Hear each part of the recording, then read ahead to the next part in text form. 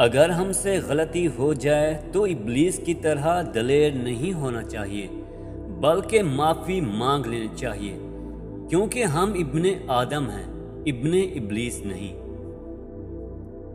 जिंदगी की हकीकत यह है कि जो मिल गया वो बेहतरीन है, जो ना मिल सका उसी में बेहतरी थी। रिश्ते ज़रूरत के हों तो कभी साथ नहीं देते, और जज्बात के हों तो कभी साथ नहीं छोड़ते।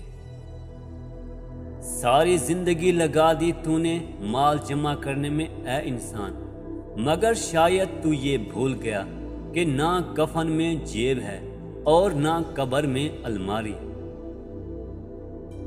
सबर के कुछ घोंट इतने कड़वे होते हैं कि पूरी जिंदगी की मिठास छीन लेते हैं।